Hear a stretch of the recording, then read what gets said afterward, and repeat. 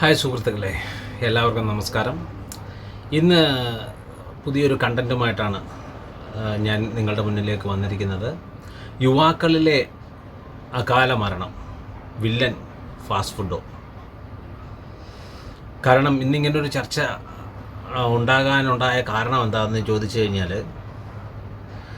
മഞ്ചേരിയിലെ medical കോളേജിൽ അവിടുത്തെ വിദ്യാർത്ഥികൾ നടത്തിയ ഒരു പഠന റിപ്പോർട്ടാണ് ഈ 35 വയസ്സിന് താഴെയുള്ള യുവാക്കളെ കേന്ദ്രീകരിച്ച് അവർ നടത്തിയ പഠന റിപ്പോർട്ടിൽ ഏകദേശം ആ പ്രായത്തിന് താഴെയുള്ള പല യുവാക്കളുടെയും മരണത്തിന് പ്രധാന കാരണക്കാരൻ ഫാസ്റ്റ് ഫുഡാണെന്നുള്ള ഒരു കണ്ടെത്തലിലേക്ക് എത്തപ്പെടുകയുണ്ടായി. റിപ്പോർട്ടിൻ്റെ പൂർണ്ണരൂപം: യുവാക്കളുടെ അകാല മരണത്തിന് ഭക്ഷണശീലം കാരണമാകുന്നുവെന്ന് പഠന റിപ്പോർട്ട്.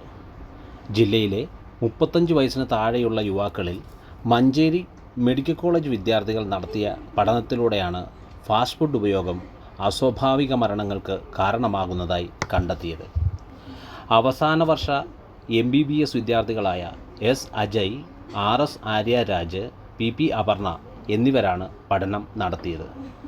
2024 ജനുവരി 1 ഡിസംബർ 31 നടത്തിയ പഠനം ഓർഗൻ സഡൻ ഡെത്ത് സ്റ്റഡി എന്ന പേരിലാണ് അവതരിപ്പിച്ചത്.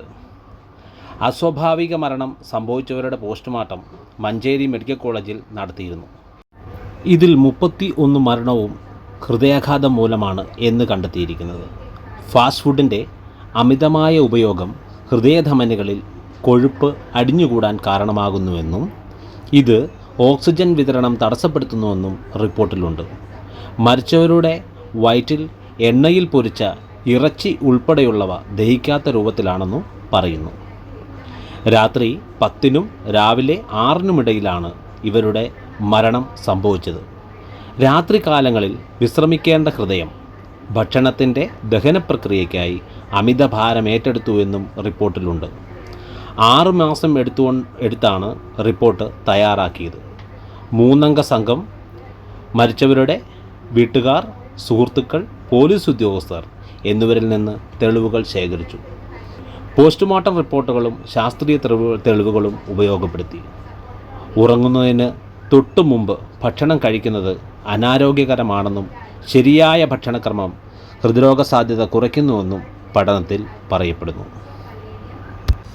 ഈ റിപ്പോർട്ടിൽ നിന്ന് നമുക്ക് മനസ്സിലായ കാര്യം, നമ്മളുടെ മരണം നമ്മൾ തന്നെ വരുത്തി വെക്കുന്നതല്ലേ. ആയതിനാൽ ജീവിതത്തിൽ നല്ല ഭക്ഷണശീലങ്ങൾ നിങ്ങൾ തുടരുക. അതോടൊപ്പം തന്നെ ആഴ്ചയിൽ 2-3 ദിനമെങ്കിലും വ്യായാമത്തിനായി മാറ്റിവെക്കുക.